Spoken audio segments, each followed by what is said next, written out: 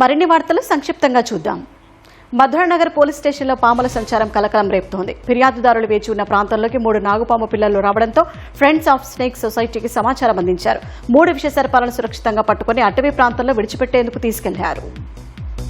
శంషాబాద్ లో car bike ని ఢీకొట్టడంతో 2 వ్యక్తులు తీవ్రంగా గాయపడ్డారు. నడుస్తున్న కారు ఇంజిన్లో ఒక్కసారిగా మంటలు చెలరేగగా అదుపు తప్పి ముందుకు వెళ్తున్న బైక్ ను ఢీకొట్టింది. మంటలు అదుపు చేయడానికి ఘటనా స్థలానికి అగ్నిమాపక సిబ్బంది చేరకముందే కారు పూర్తిగా దగ్ధమైపోయింది. బంజారాహిల్స్ లో ఇన్స్టాగ్రామ్ షాపింగ్ పేరుతో ₹1,00,000 సైబర్ మోసం వెలుగు చూసింది. జీబ్రా నగర్ రోడ్ నంబర్ 10కి చెందిన వ్యక్తి నకిలీ ఇన్స్టాగ్రామ్ షాపింగ్ ప్రకటన ద్వారా 16 లావాదేవీల్లో ₹1,02,000 నేరగాళ్లకు చెల్లించాడు. మోసపోయాడని చేరుకుని పోలీసులకు ఫిర్యాదు చేయగా దర్యాప్తు చేపట్టారు.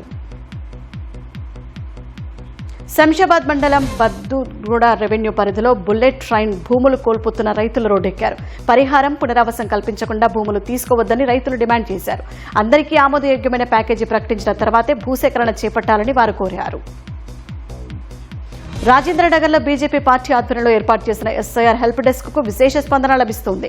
ఎస్ఐఆర్ ప్రక్రియపై సందేహాలను కాల్ సెంటర్ ద్వారా ప్రజలకు సహాయం అందిస్తున్నామని బీజేపీ నేతలు తెలిపారు. రోజు సుమారు 200 నుంచి 250 వరకు కాల్స్ వస్తున్నాయని తెలిపారు.